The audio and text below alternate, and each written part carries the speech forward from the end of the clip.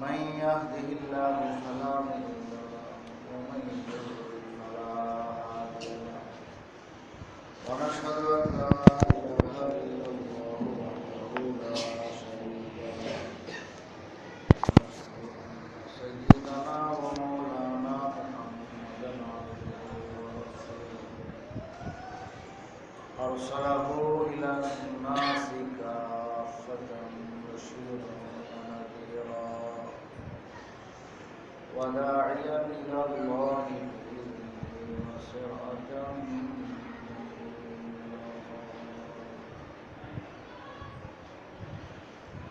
أما بعد فقد قال الله تبارك وتعالى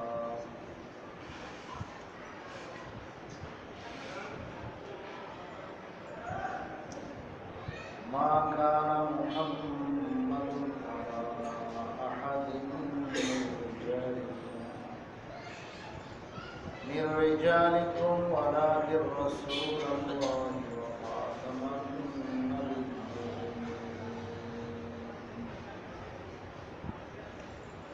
وكان الله بكل شيء عليما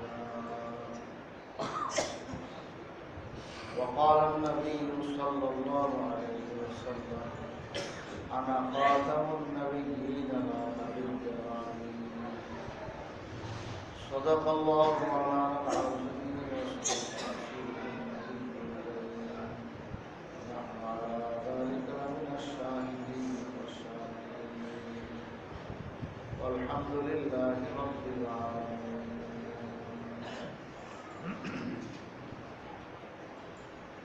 মুআজ্জাজ হাজিরিন, আল্লাহ রাব্বুল আলামিনের অশেষ মেহেরবানি যে তিনি আমাদেরকে জোয়ান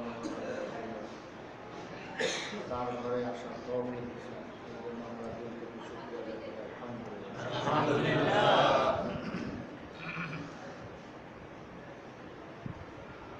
রবিউল আউয়াল মাস চলতেছে। এই মাসটা রাসূল করিম সাল্লাল্লাহু আলাইহি ওয়াসাল্লামের যেমনিভাবে জন্মের মাস, এমনিভাবে ওফাতেরও মাস। আল্লাহ তাআলা রাসূল সাল্লাল্লাহু আলাইহি ওয়াসাল্লামের জন্ম সোমবারের দিনেই রেখেছেন, আবার ওফাতও সোমবার দিনেই হয়েছে।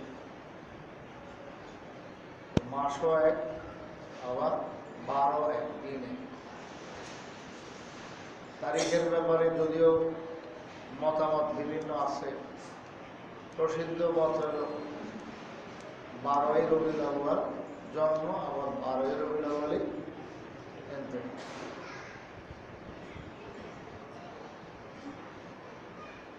বিষয়টা এমন আল্লাহ তাআলা বানায় দিয়েছেন যে রাসূল সাল্লাল্লাহু আলাইহি ওয়াসাল্লামের জন্মের অথবা ওফাতের বিষয়গুলো, এগুলো আসলে পালন করার মতো বিষয় না। আসলে হলো উনি জন্ম আর মৃত্যুর মাঝখানে 63 বছরে যা দিয়ে গেছেন, এর মধ্যে 23 বছরে যা দিয়ে গেছেন, ওগুলোই উম্মতের জন্য করণীয়, পালনীয়। এবং এগুলো বৎসরে কোনো একদিন না, 2 দিন না। রসুলের যেদিন জন্ম হয়েছে ওই দিন রসুলকে স্মরণ করা হবে, যেদিন মৃত্যু হয়েছে ওই দিন তো একই দিনই তো জন্ম আর মৃত্যু। জন্ম মৃত্যুর সাথে এটা সম্পর্ক না, সম্পর্ক হলো রসুল সাল্লাল্লাহু আলাইহি ওয়াসাল্লাম যা দিয়ে গেছে। আল্লাহ তাআলা বলেছেন, মা আতাকুমুর রাসূলু ফাখুযুহু ওয়া মা নাহাকুম আনহু ফান্তাহু। যা রসুল তোমাদেরকে দিয়ে গেছেন সেটা করো, সেটা ধরো।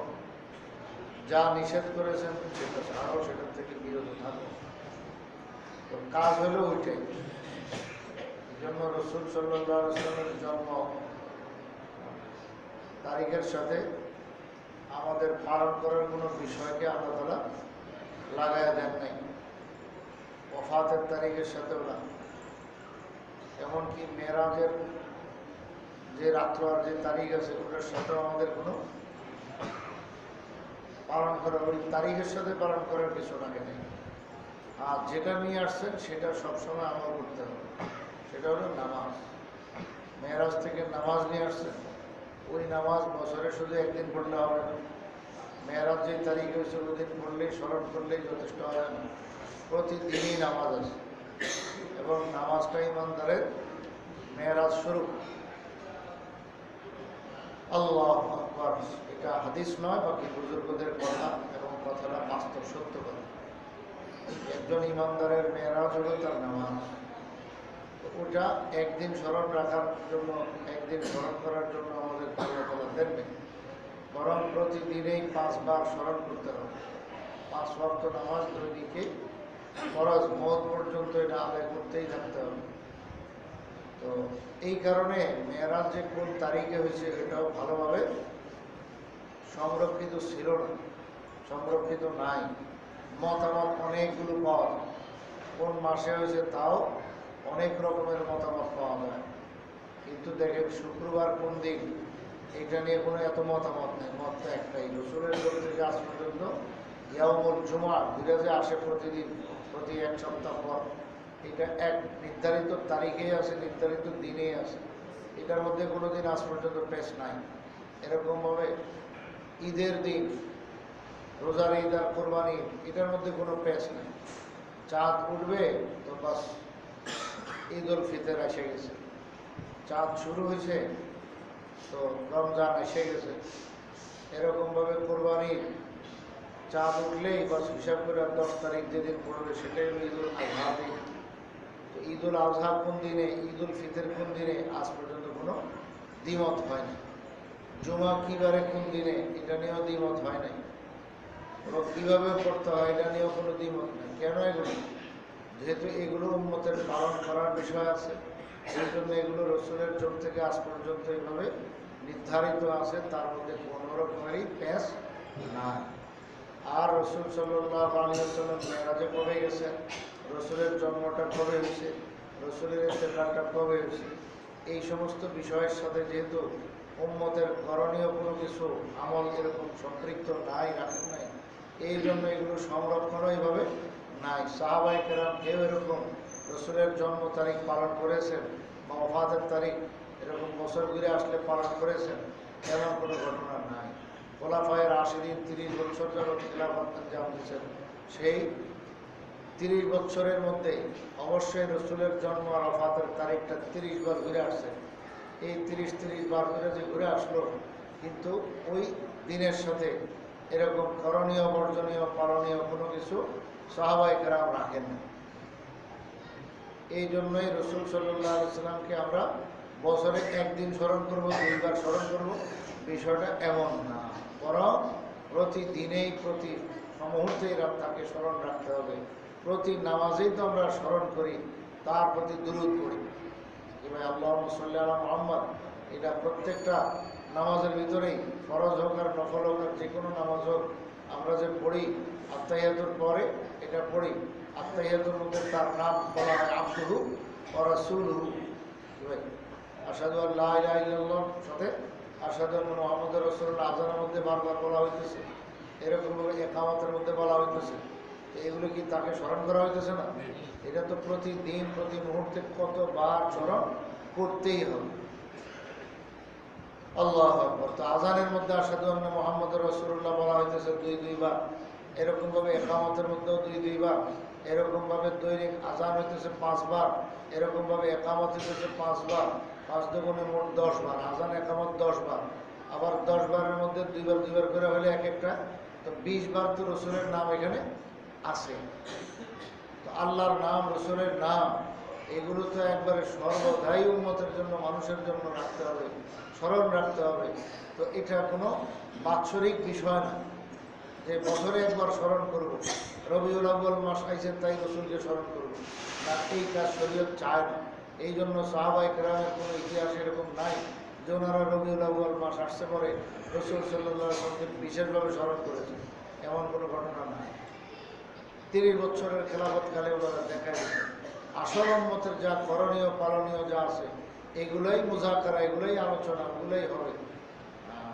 হযরত ওমর রাদিয়াল্লাহু তাআলার কাছে এক লোক এসে বলেন, এক আহলে কিতাবী,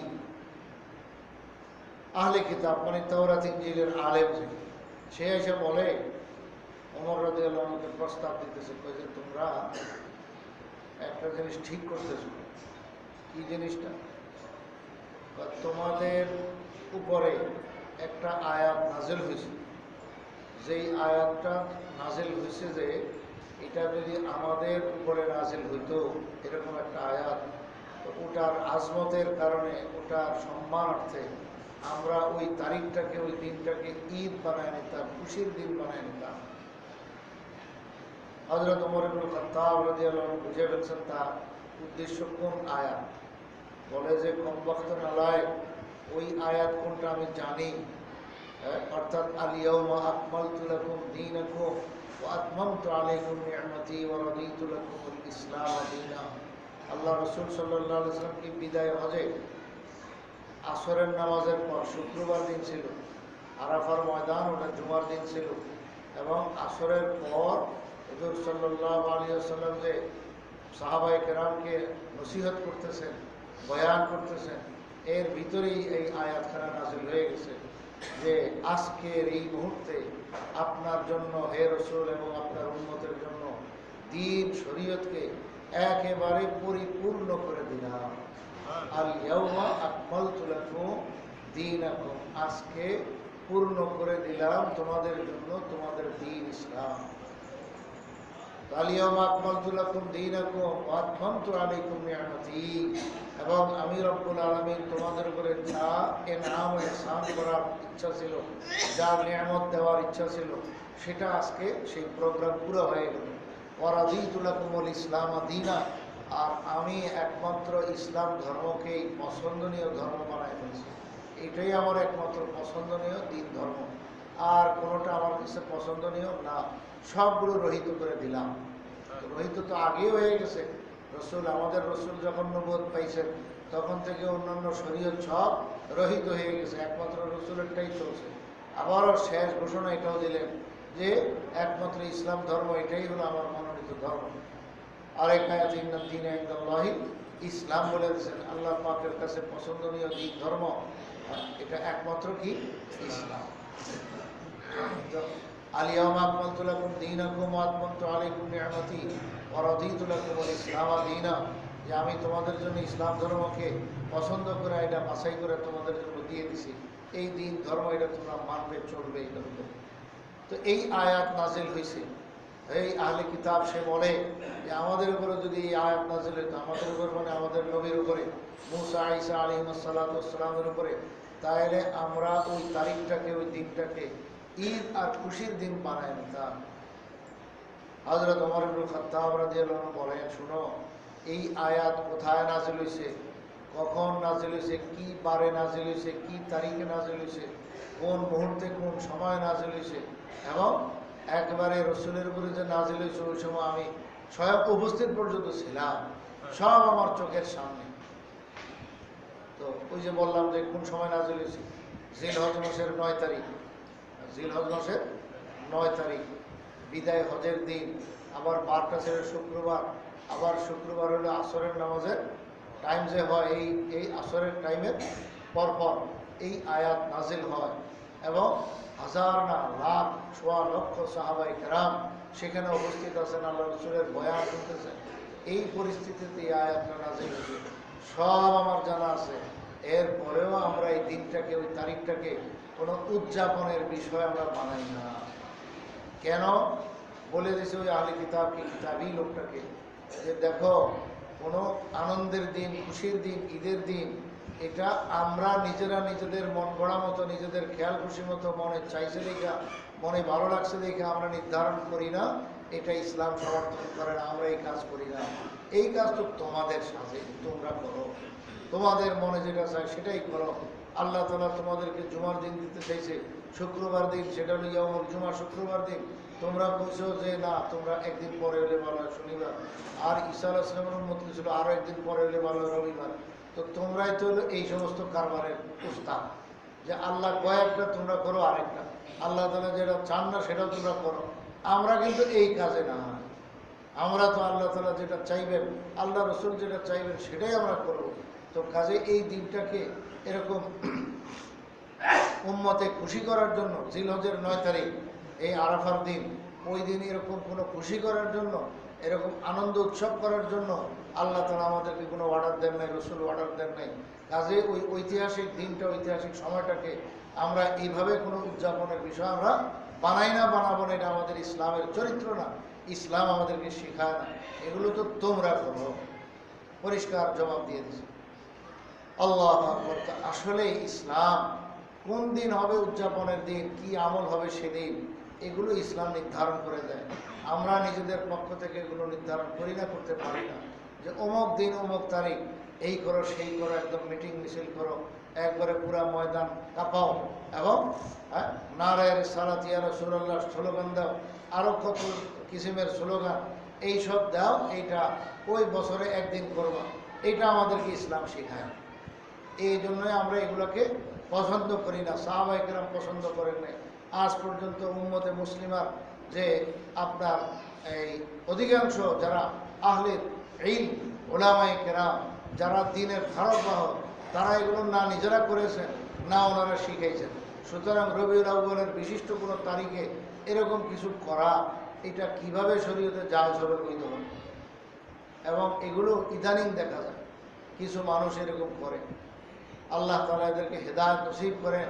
আল্লাহ রসুল সাল্লাল্লাহু আলাইহি ওয়াসাল্লামের জন্ম তারিখ আর মৃত্যু তারিখ দুইটা তো একই তারিখ আল্লাহ বানাইছেন, একই দিন বানাইছেন, সেই শুক্র সোমবার, সেই রবিউল আউয়াল মাস।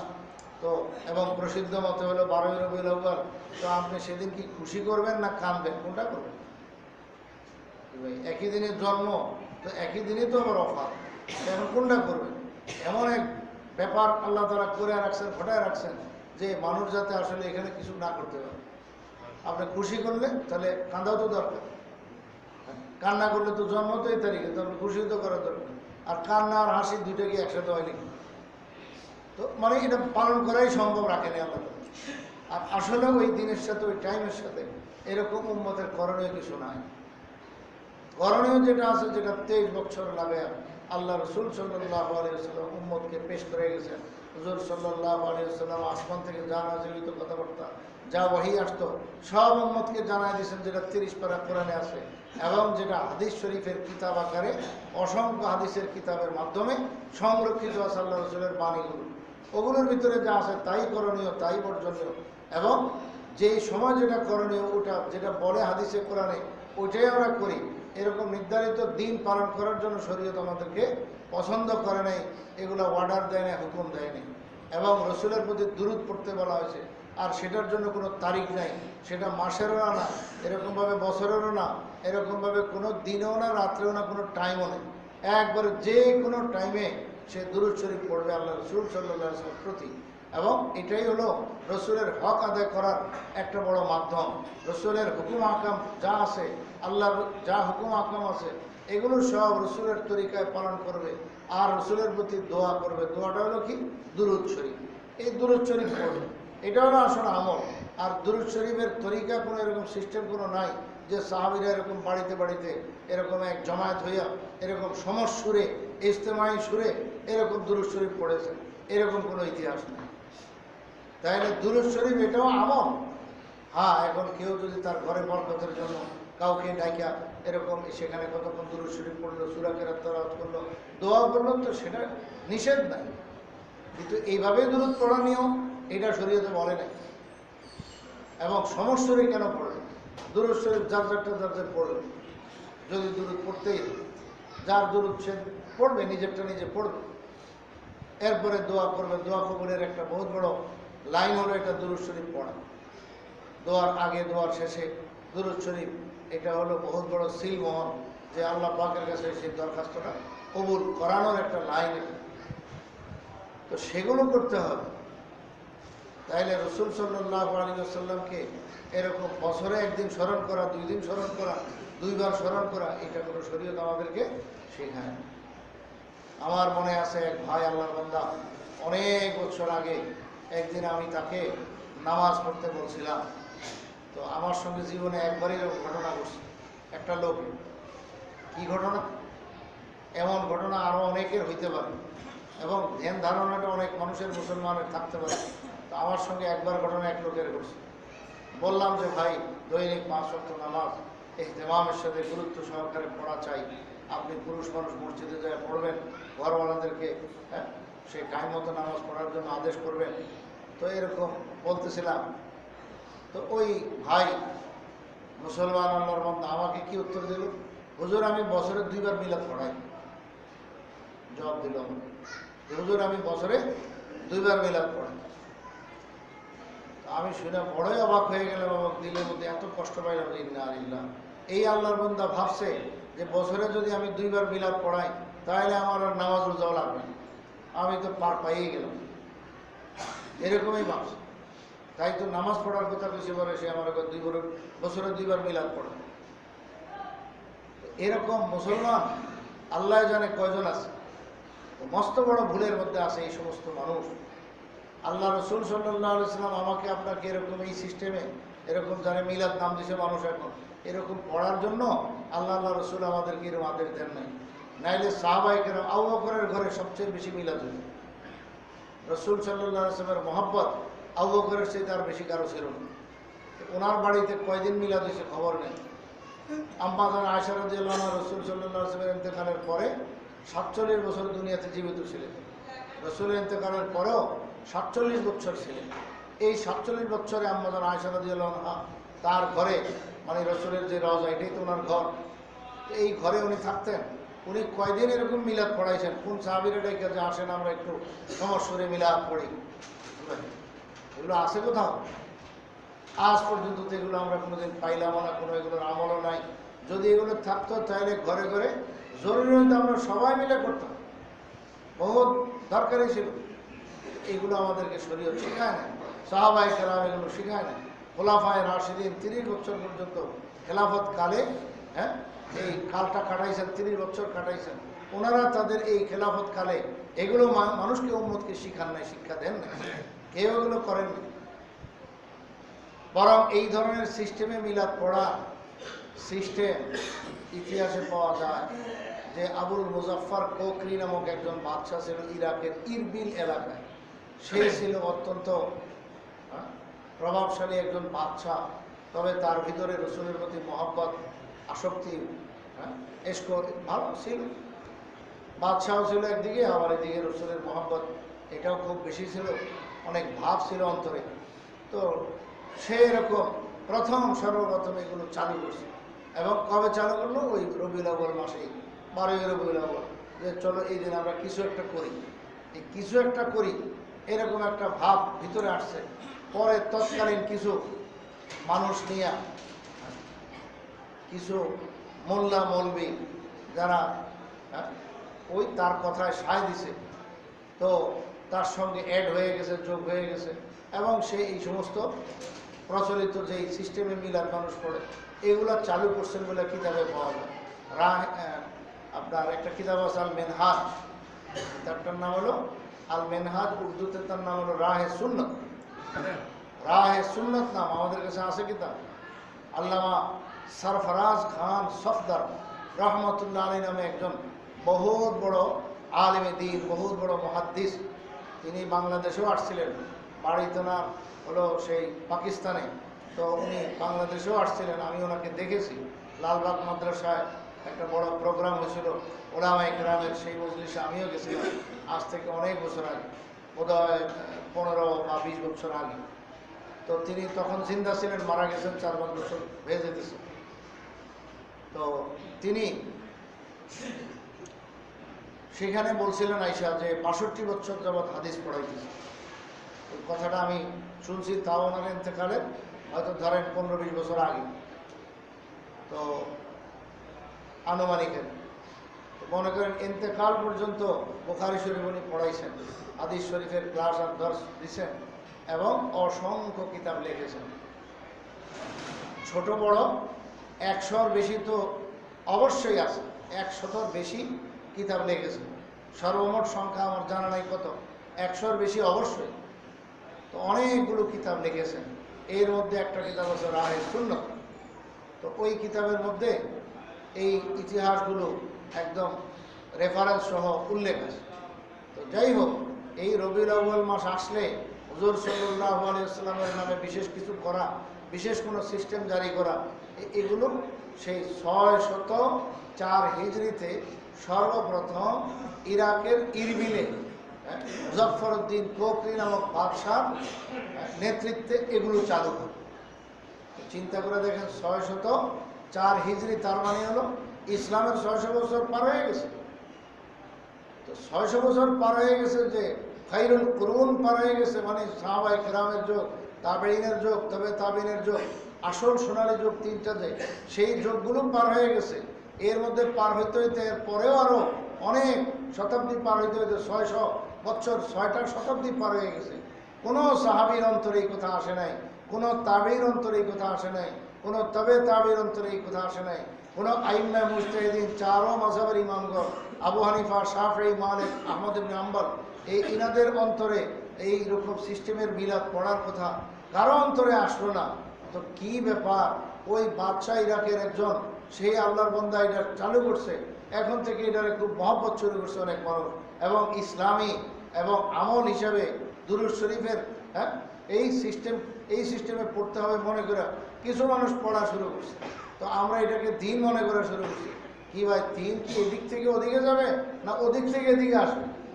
ওই 600 হিজরির আগে বরং সাহাবায়ে কেরামের যুগে যেটা ছিল, তাবেঈনের যুগে যেটা ছিল, তবে তাবেঈনের যুগে যেটা ছিল, সেটাই না দিন হবে, এবং সেটাই তো এদিকে আসবে। ওদিকে নাই তো এদিকে আসে, তো এটার নাম দিন না, এটা তো নতুন কিছু, যারে বলে বেদাত। বেদাত শব্দের অর্থ হলো নতুন কিছু। তো এই নতুন কিছু এগুলো পরে আসছে, এগুলো সাহাবায়ে কেরাম করেন না। এই জন্য রসুল সাল্লাল্লাহু আলাইহি ওয়াসাল্লাম কোনো এমন ব্যক্তি নন যে ওনাকে বছরে একবার বা দুইবার স্মরণ করবে। ওই যে কয় বছরে দুইবার মিলাদ পড়ি, দুইবার মিলাদ পড়াই হুজুর, মানে আমি সব কিছুর থেকে মুক্তি পেয়ে গেলাম, আমার আর নামাজ রোজা অন্য কিছু আর লাগবে না। অথচ আল্লাহ রসুলকে বললাম না যে এতবার স্মরণ করার জন্য সিস্টেমই লাগানো আছে। আমরা আজানের মাধ্যমে স্মরণ করতেছি, একামতের মাধ্যমে স্মরণ করতেছি, তাও দৈনিক 5 ওয়াক্ত নামাজে আজান একবার এবং একামত একবার, দুইবার তো হইতেই আছে। তো 5 দুগুণে 10 বার, হ্যাঁ। এবং এই 10 বার যে আজান একামত মিল্লা হলো, প্রত্যেক আজানের মধ্যে দুইবার করে আশহাদু আন্না মুহাম্মাদান রাসূলুল্লাহ আছে, প্রত্যেক একামতের মধ্যে আশহাদু আন্না মুহাম্মাদান রাসূলুল্লাহ আছে। তাহলে রাসূলুল্লাহর কথা, মুহাম্মদের কথা এখানে 20 বার তো স্মরণ করা হলো দৈনিক এই আজান একামতের মাধ্যমে। এরপরে নামাজের ভিতরে তেলাওয়াতের মাধ্যমে মুহাম্মদুর রাসূলুল্লাহ কোরআন শরীফে আছে, এবং কোরআন আমরা তেলাওয়াত করতেছি, সে আল্লাহ রসুলের কালাম, আল্লাহর কালাম রসুলের উপরে নাযিল হয়েছে। রসুল আমাদেরকে শিক্ষা দিয়েছেন, রসুল সাহাবায়ে কেরামকে শিখিয়েছেন, সাহাবায়ে কেরাম তাবেঈনকে শিখিয়েছেন। এইভাবে ধারাবাহিকভাবে আমি আমার উস্তাদের কাছে শিখেছি। এই কোরআনের তেলাওয়াত সেটা রসুল শিখিয়ে গেছেন। ওই আমলগুলো তো আমাদের আছে, দৈনিক 5 ওয়াক্ত নামাজ রসুল শিখিয়ে গেছেন, সেই আমল তো আমাদের জারি আছে। এইভাবে রসুলকে আমরা স্মরণ করতেই আছি। দুরূদ শরীফের মাধ্যমে নামাজের ভিতরে স্মরণ হইতেছে। এরকমভাবে আত্তাহিয়াতুর মধ্যে আমরা বলতেছি আশহাদু আল্লা ইলাহা ইল্লাল্লাহ ওয়া আশহাদু আন্না মুহাম্মাদান আবদুহু ওয়া রাসূলুহু। কি ভাই, মুহাম্মাদান বলতেছি, আবদুহু ওয়া রাসূলুহু বলতেছি। এইভাবে আমরা মুনাজাতের মধ্যে আপনার বলতেছি, দুরূদ শরীফ পড়তেছি মুনাজাত দেওয়ার আগে, শুরুতে একবার, শেষে একবার, সেই আল্লাহ রসুলের কথা ছাড়া আসেই বাকি। তো সব সময় স্মরণ রাখার বিষয়, সব সময় ওনাকে, ওনার কাজের স্মরণ রাখা, এটাই হলো আমাদের দায়িত্ব, আমাদের বিষয়। ওটাই মুসলমান করে যাচ্ছে। কিন্তু মাঝে শয়তান আমাদেরকে ধোঁকা দেওয়ার জন্য, আমলকে কমাইবার জন্য, এই সিস্টেম চালু করার জন্য চাইতেছে যে মুসলমান বছরে 2 বার স্মরণ করলেই হবে। আল্লাহ রসুলকে কয়বার স্মরণ করবা? মাত্র বছরে একবার, 12 রবিউল আউয়াল, বাস এনাফ। নাউযুবিল্লাহ মিন যালিক। রসুলের বিষয়টা তো এমন না। আল্লাহ। তো এই জন্য ভাই, আল্লাহ রসুল সাল্লাল্লাহু আলাইহি ওয়াসাল্লামই হলেন আমাদের আসল পুঁজি, আসল সব কিছু। তাদের নামই আমাদের আসল পুঁজি, তাদের নামটাই আমাদের দুনিয়া, তাদের নামে আমাদের আখেরাত। এটা নিয়ে আমাদের বাঁচতে হবে, এটা নিয়ে আমাদের থাকতে হবে, এইটা নিয়েই আমরা আখেরাতে হাজির হব। আসল জিনিসই এই 2 জিনিস, লা ইলাহা ইল্লাল্লাহ মুহাম্মাদুর রাসূলুল্লাহ। এইটাই হলো আমাদের আসল সালাম পুঁজি। মুসলমানের সালাম পুঁজি আর কি আছে? আল্লাহ রসুলের নাম, এবং আল্লাহ যা বলেছেন, রসুল যা তরিকা পদ্ধতি শিখাইছেন, সেইভাবেই আমল করতে থাকা, এটাই হলো আমাদের কাজ। তো সাহাবায়ে কেরাম যেহেতু এরকম বিশেষ কোনো দিনে কিছু পালন শিকার নাই, এই জন্য 12 রবিউল আউয়ালে এরকম মসজিদকে সাজানো, মসজিদের মধ্যে বিশেষ কোনো কিছু করা, এগুলো আমাদেরকে শরীয়ত বলে না। বরং স্মরণ করতে হবে সব সময়। যেমন আজকের জুমায় আমরা স্মরণ করতেছি, আজকে কোনো 12 রবিউল আউয়াল না, গত জুমায় আমরা স্মরণ করেছি, এর আগেও করেছি, ইনশাআল্লাহ মওত পর্যন্ত এভাবে আমরা প্রতি জুমায় এরকম বয়ানের মধ্যে, রসুলের কথাবার্তার মধ্যে, হাদিসের মাধ্যমে আমরা স্মরণ করতেই থাকবো। দৈনিকই আমরা রসুলের নাম নিতে থাকি, দৈনিকই আমরা দুরূদ শরীফ পড়তে থাকি, দৈনিকই আমরা 5 ওয়াক্ত নামাজ আদায় করতেছি। এই আমলগুলোর মাধ্যমে রসুলকে স্মরণ রাখা, আল্লাহকে স্মরণ করা, এটাই হলো মুসলমানের কাজ। এটা কোনো বছরে একদিনের সাথে সম্পৃক্ত নয়। শয়তান আমাদেরকে আমল কমাইবার জন্য, আমল থেকে ছুড়াইবার জন্য এরকম একটা মিঠা মিঠা কিছু জিনিসের সাথে মিষ্টি মিষ্টি কথা দিয়ে আমাদেরকে আটকাইবার চেষ্টা করে, আমাদেরকে মাহরুম করার চেষ্টা করে। এবং কত মানুষ এই লাইনে ধোঁকা খেয়ে গেছে, ধোঁকা খেয়ে রয়েছে। এবং রসুল সাল্লাল্লাহু আলাইহি ওয়াসাল্লামের সেই কি বলে ওফাতের তারিখ এবং আপনার জন্মের তারিখ, সেই তারিখটা এরকম কোনো খুশির দিন হিসাবে, খুশির দিন পালন করার জন্য আমাদেরকে শরীয়ত বলে নাই। তো এই জন্য আপনার সেই ঈদের নামে এরকম কোনো কিছু আমাদের আলাদা কোনো ঈদ নেই। ঈদ আছে ঈদুল ফিতর, ঈদ আছে ঈদুল আজহা, যেটা বছরে মাত্র কয়বার? 2 বার। আর নবীকে স্মরণ করতে হবে প্রতি কদমে কদমে, সব সময়। মওতের সময় স্মরণ রাখতে হবে লা ইলাহা ইল্লাল্লাহু মুহাম্মাদুর রাসূলুল্লাহ। তাইলে সেই ঈমান নিয়ে এসে গেল, আল্লাহ রসুল নিয়েই কবরে গেল।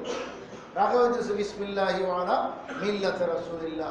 কবরে মাইয়াতকে রাখার সময় তো এই কথাই বলা যাইতেছে যে আয় আল্লাহ, তোমার বান্দাকে রাখলাম তোমার নামে এবং তোমার রসুলের মিল্লতার দিন শরীয়তের নিজাম অনুযায়ী, নিয়ম অনুযায়ী, সেই দিন শরীয়ত মোতাবেক তাকে সেই কবরে শোয়াইতেছে।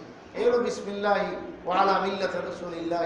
রসুলের মিল্লতার দিন ইসলাম অনুযায়ী তাকে এখানে শোয়া যাইতেছে, তাকে এখানে রেখে যেতেছে। তো জীবনের শুরু আর শেষ সেই আল্লাহ রসুলের নামে। এটা তো সব সময়ের জন্য, কাজে এটা কোনো সময়ের সাথে আমাদেরকে আল্লাহ তাআলা বাঁধে দেন নাই। ওমর রাদিয়াল্লাহু তাআলা আনহুর ওই কথা আমরা যেন না বলি। বুখারী শরীফে এই কথা আসছে, যেটা আমি কতক্ষণ আগে বললাম, যে ওমর রাদিয়াল্লাহু আনহুকে প্রস্তাব দিয়েছিল যে বিদায় হজের মধ্যে যে আয়াত নাযিল হয়েছে, ইসলামকে আমি সম্পূর্ণ কি করে দিলাম? পূর্ণাঙ্গ করে দিলাম। আল ইয়াওমা আকমালতু লাকুম দীনাকুম ওয়া আতমামতু আলাইকুম নি'মাতি। আমি আমার নিয়ামতে ইহসান ফজল করম আমার এই উম্মতের উপরে, রসুলের উম্মতের উপরে, রসুলের উপরে পূর্ণ করে দিলাম। ওয়ারাদিতু লাকুমুল ইসলাম দীনা। তোমাদের জন্য ইসলাম ধর্মটাকেই আমি পছন্দ করে নিলাম। আল্লাহ তাআলা যে ঘোষণা দিয়েছেন, সেই ইহুদি বলে যে হে ওমর, যদি আয়াত আমাদের উপরে নাযিল হতো, আমাদের নবীর উপরে নাযিল হতো, আমাদের আসমানে কিতাব তাওরাত ইনজিলে থাকতো, তা আমরা ওই তারিখটাকে, দিনটাকে ঈদের দিন, খুশির দিন বানায় নিতাম। হযরত ওমর ইবনে খাত্তাব বলছেন, কোনো দিন খুশির দিন বানানো, ঈদের দিন বানানো, এটা আমরা করি না কখনো। এটা শরীয়ত আমাদেরকে নির্ধারণ করে দেয়। আল্লাহ রসুল যদি নির্ধারণ করে দেয় তাহলে আমরা পালন করি, অন্যথায় নিজেদের পক্ষ থেকে আমরা এই ধরনের কোনো কিছু পালন করি না। এটা আমাদের আদত না, এটা আমাদের শরীয়ত সমর্থন করে না। এই হাদিসও বুখারী শরীফে আছে, ভালো করে স্মরণ রাখবেন। তো এই জন্য এরকম কোনো একটা দিনকে ঈদ নাম দিয়া সেদিন কিছু একটা করতে যাওয়া, এইটা শরীয়ত চায় না। এটা ওমর ইবনে খাত্তাব বলে নাই করতে, এটা রসুলও বলে নাই। কাজে আমরা কেন এই সমস্ত কাজের মধ্যে যাব? আল্লাহু আকবার। আল্লাহ রসুল সাল্লাল্লাহু আলাইহি ওয়াসাল্লামের উপরে 23 বছর লাগায় ওহী নাযিল হয়েছে। নবুয়ত সেই জন্ম থেকে 40 বছর পর্যন্ত, নবুয়তের আগ মুহূর্ত পর্যন্ত, এখানে 40 বছর। এটা ছিল রসুল সাল্লাল্লাহু আলাইহি ওয়াসাল্লাম নবী হওয়ার প্রমাণ হিসাবে, যে রসুল যে নবী, তার আখলাকে বলে, তার চরিত্রে বলে, তার দিয়ানতদারি বলে, তার আমানতদারি বলে, তার যে আচার আচরণ, এটাই বলে যে আসলে লোকটা কিছু একটা হবে। তো 40 বছর পর্যন্ত রসুল সাল্লাল্লাহু আলাইহি ওয়াসাল্লামকে মক্কার মানুষ, পুরো আরবের মানুষ যারা যারা জানতো, চিনতো, দেখছে, দেখতে দেখতে সবার দিলে খালি একটা কথাই আসতো যে একটা কিছু হবে। ঠিকই ওই 40 বছর পরে আসলে একটা কিছু হয়ে গেল। উনি আসমান থেকে ওহী আর খবর পেয়ে গেছেন। জিবরাইল আলাইহিস সালাতু ওয়াস সালাম আসমানি ওহী কোরআনে কারীম নিয়ে তার কাছে আসা শুরু করলেন। সেই থেকে 23 বছর ওফাত পর্যন্ত খালি আসতেই থাকছেন, আসতেই থাকছেন। তাইলে রসুল সাল্লাল্লাহু আলাইহি ওয়াসাল্লামের জন্ম থেকে এই 40 বছর বয়স পর্যন্ত, এটা হলো রসুল নবী হওয়ার দলিল আর প্রমাণ হিসেবে আল্লাহ তাআলা রাখছেন। আর আসলে তিনি নবুয়ত পাবেন যে এই লক্ষণ আগের থেকেই বোঝা গেছে। আর ওই যে নবুয়ত পেয়ে গেছেন 40 বছর বয়সে গারে হেরাতে, তখন থেকে নিয়ে ইন্তেকাল পর্যন্ত যা কিছু পাইলেন এই 23 বছরে, এটা হলো উম্মতের জন্য দলিল, উম্মতের জন্য করণীয় আর পালনীয়। কিন্তু 40 বছরের ভিতরে যেটা এটা উম্মতের জন্য করণীয় পালনীয় ওখানে কিছু না। ওটা হলো শুধু আমরা শুনবো রসুল সাল্লাল্লাহু আলাইহি ওয়াসাল্লামের গড়ন ঘটনা এমন ছিল, রসুলের জন্মের সময় এই ঘটনা ঘটছে, রসুল সাল্লাল্লাহু আলাইহি ওয়াসাল্লাম এত বছর বয়সে উনি বিবাহ শাদী করেছেন, উনি রসুল সাল্লাল্লাহু আলাইহি ওয়াসাল্লাম মানুষের সঙ্গে ব্যবসা বাণিজ্য লেনদেন করেছেন, ইত্যাদি ইত্যাদি সব কাহিনী আমরা শুনবো। রসুল সাল্লাল্লাহু আলাইহি ওয়াসাল্লামের আখলাক চরিত্র কেমন ছিল ইত্যাদি ইত্যাদি, এই সবগুলো আমরা শুধু শুনবো। কিন্তু ওটা আমাদের জন্য দলিল প্রমাণ না। দলিল প্রমাণ হলো 23 বছর যে যা কিছু নাজিল হয়েছে, 40 বছর থেকে 63 বছর, এই 23 বছরের কথাবার্তা, এই 23 বছরের আখলাক চরিত্র, এই 23 বছরের রসুলের আদেশ নিষেধ, এটাই হলো আমাদের জন্য শরীয়ত, এটাই হলো আমাদের জন্য দলিল, এটাই হলো আমাদের জন্য পালন করার বিষয়। ওটার দ্বারা শুধু মহব্বত পয়দা হবে, আর কর্ম মহব্বতের বহিঃপ্রকাশ হবে এই 23 বছরের আমলের দ্বারা। রসুলের জন্ম বৃত্তান্ত সব কিছু শুনলে পরে 40 বছর পর্যন্ত যা কিছু করেছে এটার দ্বারা তার প্রতি ভক্তি আসবে, মহব্বত আসবে। এই মহব্বতের প্রকাশ কি হবে? প্রকাশ হলো আমল, ইত্তেবা, যেটা এই 23 বছরে আল্লাহ রসুল সাল্লাল্লাহু আলাইহি ওয়াসাল্লাম দুনিয়াতে রেখে গেছেন, শিখাই গেছেন। আল্লাহ তাআলা পরিষ্কার বলেছেন যে কুল ইন কুনতুম তুহিব্বুনাল্লাহ ফাত্তাবিউনি, হে রসুল আপনি ঘোষণা দিয়ে দেন, তোমরা যে বলো যে আমরা আল্লাহকে মহব্বত করি, আল্লাহকে মহব্বত করি, তো আল্লাহকে মহব্বত করার তরিকা একটাই, কি সেটা? ফাত্তাবিউনি, আপনি কয়ে দেন যে আমার অনুকরণ অনুসরণ করো। আমি যেভাবে এই 23 বছরে চলতেছি, আমার উম্মতকে চলার জন্য বলতেছি, আমি প্র্যাকটিক্যালও দেখাইতেছি আমার বাস্তব জীবনে, আবার মুখেও বলতেছি। তো থিওরিক্যাল এবং প্র্যাকটিক্যাল যা কিছু আমি বলতেছি আর নিজে আমল করতেছি, সেটাই হলো তোমাদের জন্য উসওয়া, সেটাই হলো তোমাদের জন্য আদর্শ, সেটাই দেখে তোমরা আমল করো, পালন করো। এবং এটার জন্যই কিন্তু আমি আসছি দুনিয়া। তাহলে 23 বছর এটা হলো আমলের জন্য, আর 40 বছর রসুলের জিন্দিগি জন্ম থেকে নিয়ে ওটা হলো রসুল হওয়ার, নবীজির নবী হওয়ার, নবুয়ত প্রাপ্ত হওয়ার এটা প্রমাণ। রসুল সাল্লাল্লাহু আলাইহি ওয়াসাল্লাম 40 বছর যখন ঘনায় গেছে, 39.5 বছর চলতেছে নবুয়ত প্রাপ্তির মাত্র 6 মাস আগে, তখন রসুল সাল্লাল্লাহু আলাইহি ওয়াসাল্লামের অবস্থা দিন দিন কেমন খালি পরিবর্তন হইতেছে। তিনি মনের মধ্যে খালি ভাব আসে, মনের মধ্যে খালি ভাব আসে, এবং এলাকায় আর থাকতে ভালো লাগে না, এরকম চুপচাপ এখানে বসে জব করতে ভালো লাগে, মনে চায়। তো আসল কথা হলো আল্লাহ নবুয়ত দিবেন, আগের থেকে ভাব তৈরি করতেছেন, এবং নবুয়তটা দিবেন তো সে গাড়ে হেরাতে, সেখানে নিবেন কেমনে আল্লাহ তাআলা? তো নিচের এই সিস্টেমে 6 মাস পর্যন্ত কী হয়েছে অবস্থা, যে ওনার আর সংসার ঘর এরকমভাবে সমাজ, মানুষের সাথে লেনদেন, মানুষের সাথে উঠা বসা, এগুলো আর ভালো লাগে না। হুব্বি বাইলিহিল খালা, রসুলের কাছে একা একই থাকা এটাই পছন্দনীয় হয়ে গেল। আল্লাহ তাআলা সেই ভাব দিয়ে দিলেন ভিতরে। রসুল সাল্লাল্লাহু আলাইহি ওয়াসাল্লাম এখন চুপচাপ থাকেন। এখন জায়গাটা চয়েস করে নিয়েছে কোনটা? গারে হেরা, সেই হেরা গুহা, হেরা পর্বত, সেই হেরা পর্বতের যে গুহা আছে সেই গুহাটাকে পছন্দ করে নিয়েছে। কারণ ওই জায়গাটা এত উঁচা এবং নির্জন, সেখানে আর কেউ নেই। তো সেখানে উঁচা বসলে পরে কাবা ঘর দেখা যায়, আল্লাহর ঘর দেখা যায়। তো সেখানে এখন অবশ্য দেখা যায় কিনা জানি না, আমি উঠি নাই। তো এখন তো বিল্ডিং কত কিছু, কিন্তু ওই সময় তো আর এরকম উঁচা বিল্ডিং ছিল না, বাধা কিছুই ছিল না। তো ওখান থেকে একদম সরাসরি কাবা ঘর দেখা যেত, ওই জন্যই চয়েস করেছেন জায়গাটা। হুজুর সাল্লাল্লাহু আলাইহি ওয়াসাল্লাম সেই নবুয়ত প্রাপ্তির এই 6 মাস পর্যন্ত, আগে 6 মাস আগ পর্যন্ত, অর্থাৎ 39.5 বছর যখন বয়স হলো, তখন থেকে 40 পুরো হওয়া পর্যন্ত এই 6 মাস ওই হেরা পর্বতের সেই গুহার মধ্যেই থাকতেন, এবং সেখানে একসাথে কয়েকদিনের খানা পিনার কিছু ইন্তজাম করে নিয়ে যাইতেন।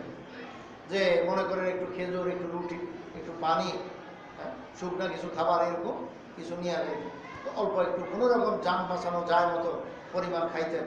তো রসুল সাল্লাল্লাহু আলাইহি ওয়াসাল্লাম 25 বছর বয়সেই বিবাহ শাদী হয়ে গেছে হযরত খাদিজা রাদিয়াল্লাহু তাআলার সাথে। তখন থেকে ওনার এই আহলিয়া স্ত্রী আছেন। তো এই স্ত্রীর কাছেই বলতেন, এবং একজনই স্ত্রী ছিলেন। ওনার ইন্তেকালের পরেই না ইসলামের জরুরতের কারণে একাধিক বিবাহ আল্লাহ রসুল সাল্লাল্লাহু আলাইহি ওয়াসাল্লাম সেটা করেছেন, সেটা ইসলামের জরুরতে, সেটা নিজের কোনো আপনার স্বার্থে না, নিজের কোনো উদ্দেশ্যে না। আল্লাহু আকবার। রসুল সাল্লাল্লাহু আলাইহি ওয়াসাল্লাম তো এই 25 বছর বয়স থেকেই ওনার ফ্যামিলি আছে, বিবি আছে, বাল বাচ্চা আছে। তো এখন 39 বছর 6 মাস যখন বয়স হলো, তখন খাদিজা রাদিয়াল্লাহু তাআলা আনহার কাছে ছুটি নিয়ে নিলেন যে আমার আর ঘরে থাকা, এরকম এই সমাজে থাকা আমার আর ভালো লাগে না। তো এক কাজ করো, আমারে এই রুটি, একটু খেজুর বা এরকম খাবার দাবারের কোনো কিছু, একটু পানি ইন্তজাম করে দাও, আমি কোনো এক জায়গায় গিয়ে চুপচাপ পড়ে থাকি। গোপন কথা কয়ে দিছে যে ওই যে গাড়ি হেরা পর্বত আছে, এই জায়গাটা আমার কাছে বড় ভালো লাগে, আমি সেখানে যাব। হযরত খাদিজা রাদিয়াল্লাহু তাআলা আনহা একসাথে কয়েকদিনের সেই খানা দানা কিছু ইন্তজাম করে দিতেন। হুজুর সাল্লাল্লাহু আলাইহি ওয়াসাল্লাম সেখানে গিয়ে থাকা শুরু করলেন। আল্লাহর ঘরের দিকে তাকায় থাকতেন আর মনের মধ্যে খালি ভাব ঢেউ খেলত যে হায় এই সমাজের মানুষগুলো এত পথ চরিত্র, 40 বছর ধরে দেখতেই আছে রসুলের চরিত্র কত উন্নত কত উন্নত, আর পুরা সমাজটার অবস্থা হলো সম্পূর্ণ মানে যেদূর হইতে পারে এদূর, যারে বর্বর যুগ বলে, আইয়ামে জাহেলিয়ত বলে। মানুষ আপনার এত নিচে নামছে যে শুকর আর সে কুকুর আর বিড়াল এগুলোর যেই ধরনের হিংস্র স্বভাব, এরকমভাবে চিড়িয়াখানার যে সমস্ত প্রাণী আছে এগুলো যেরকম হিংস্র প্রাণী যে কে কারে কোন সময় খাইব বাস এরকম মানে একটা জুলুম করা, এই সমস্ত অবস্থা রাসূল সাল্লাল্লাহু আলাইহি ওয়াসাল্লাম খালি দেখতেছেন সমাজের মধ্যে। 39 বছর 6 মাস পর্যন্ত এগুলো খালি তামাশাই দেখলেন। এখন ভিতরে ভাব আসতেছে হায় এদেরকে এই বদ অবস্থা থেকে, এই খারাপ অবস্থা থেকে, সমাজের এই খারাপ পরিস্থিতি থেকে কিভাবে মুক্ত করা যায়, কিভাবে নাজাত দেওয়া যায়, কিভাবে তাদেরকে একটা দিন শরীয়ত একটা লাইন দেওয়া যায় যে দিন শরীয়ত নিয়ে তারা চললে একদম সবাই উন্নত চরিত্রের অধিকারী একজন মুসলমান মানুষ হয়ে যাবে। তো এই নিয়ে খালি খোঁজাখুঁজি করতেছেন, মনের ভিতরে খালি ঢেউ খেলতেছে। গাড়ি হেরাত গিয়ে চুপচাপ বসে আছেন, আল্লাহর ঘরের দিকে তাকাইতেছেন। তো আপনার এই ভাব নিয়ে এরকম চলতেছে। তো আবার 3-4 দিন গেলে কি শেষ, ওই যা পানি ছিল এটা শেষ হয়ে গেছে, খেজুর নিছিল, রুটি নিছিল, কি একটু একটু করে যে খাইতেন এটা শেষ হয়ে গেছে। এখন আর তো খাওয়ার ব্যবস্থা নাই, তো এখন যাইতে হবে। আবার হুজুর সাল্লাল্লাহু আলাইহি ওয়াসাল্লাম সেখান থেকে নাই আয়েশা বলতেন খাদিজা আমার তো সব রসদপত্র শেষ, আবার কিছু ব্যবস্থা করে দেন। তো আবার কিছু ব্যবস্থা হইলে তো আবার যাইতেন। এইভাবে 6 মাস যখন শেষ হয়ে গেল, হঠাৎ করে একদিন একবারে ওই যে মনের ভাব হয়েছে যে এমন কিছু যদি পাইতাম তাইলে মানুষকে সঠিক রাস্তা বাতাইতাম, সঠিক রাস্তা দেখাইতাম। সেই পথের সন্ধানে যে দিশাহারা ছিলেন তিনি, সেই দিশ এখন দিয়ে দিয়েছেন। আল্লাহ তাআলা পাঠিয়ে দিয়েছেন জিবরাইল আলাইহিস সালামকে। আয়েশাই সালাম কালাম দিয়ে বলেন যে আপনি পড়েন আমার সঙ্গে, ইকরা বিসমি রাব্বিকাল্লাযী খালাক। হুজুর সাল্লাল্লাহু আলাইহি ওয়াসাল্লাম আরে আমি তো পড়ুয়া মানুষ না, আমি কি পড়বো, এগুলো আমি পড়তে জানি না। কি আপনি জানেন না? আপনি জানবেন, আরো বেশি করে পড়তে পারবেন। আসেন দেখি আপনাদের একটু মুআনাকা করি। মুআনাকা করে এমন জোরে ছাতা দিলেন হুজুর সাল্লাল্লাহু আলাইহি ওয়াসাল্লামের বুকের সাথে যে একদম মানে মৌতের সঙ্গে মনে যেন সাক্ষাৎ হয়ে গেছে, মরণাপন্ন হয়ে গেছে, এত জোরে ছাতা দিলেন। জিবরাইল তো জিবরাইল বললেন কি শক্তিওয়ালা, তো কয়েছে ছাতা দিয়া বাস ছেড়ে দিছেন, এবার পড়েন। তো আবারও রসুল বলতেছেন না আমার তো পড়া আইতেছে না, আমি পারি না। 3 বার পর্যন্ত 2 বার পর্যন্ত এই কথা বলছেন। 3য়বারও রসুল সাল্লাল্লাহু আলাইহি ওয়াসাল্লাম এইভাবে জাবড়ায় ধইরা যাত্রা দিয়েছেন। হযরত রশিদ আহমদ গঙ্গুই রহমতুল্লাহ আলাইহি বলেন যে আসলে যাতা তো দেয় নাই, হুজুর সাল্লাল্লাহু আলাইহি ওয়াসাল্লামের সিনার ভিতরে যেই এক যোগ্যতা ঢেউ খেলতেছে, ওই যোগ্যতার বই প্রকাশ করতেছে। মানে বারুদ যদি ভিতরে থাকে আগুন কিন্তু নিজে নিজে ধরবে না, বারুদের মধ্যে ঘষা লাগতে হয় তখনই আগুন ধরে যায়। হুজুর সাল্লাল্লাহু আলাইহি ওয়াসাল্লামের সিনাতে সেই উলুম আসলে কিন্তু ঢেউ খেলতেছে, এখন এটার বই প্রকাশ খালি দরকার। হযরত জিবরাইল আলাইহিস সালাম যখন এক ঘষা মারলেন বুকের সাথে, 3য়বারে ঘষার সঙ্গে এবার একদম আগুন জ্বলে উঠছে। এরপরে পড়া শুরু করছে ফুরফুরা, ইকরা বিসমি রাব্বিকাল্লাযী খালাক, খালাকাল ইনসানা মিন আলাক, ইকরা ওয়া রাব্বুকাল আকরাম, আল্লাযী আল্লামা বিল কলম, আল্লামাল ইনসানা মা লাম ইয়ালাম। এগুলোর অর্থ কোনো রাসূলকে আলাদা বুঝায় দেওয়া লাগে না, এগুলোর অর্থ সহ গুড় রহস্য সহ সবকিছু সহ রাসূলের সিনাতে এসে গেছে। হায় নতুন কালাম পাইয়া অস্থির, কিরে এই আজীব কালাম, এইগুলোই তো আমি এতদিন চাইতেছিলাম, অপেক্ষা করতেছিলাম, আজকে মাত্র পাইলাম, বা সেটা পাইয়া তো খুশি রে খুশি। এরপরে তো আইসে গেছেন সেই আবার খাদিজার কাছে, আইসে খাদিজা আজকে তো মুআমালা অন্যরকম, ইনশাআল্লাহ আগামী জুমায় বলবো। আল্লাহ তাআলা আমাদের যা শুনলাম এগুলো বোঝার আমল করার তৌফিক দান করেন, এবং রবিউল আউয়াল মাসের মধ্যে কোনো রকমের শরীয়ত বিরোধী যেন কাজ না হয়, অন্তত এটা আমরা খেয়াল রাখি। আল্লাহ আল্লাহ যেগুলো রসুল পছন্দ না করে সেই সব কাজ যেন না হয়। আল্লাহ তাআলা আমাদের সবাইকে হেফাজত রাখেন, আমিন। সুবহানাল্লাহ, আলহামদুলিল্লাহ।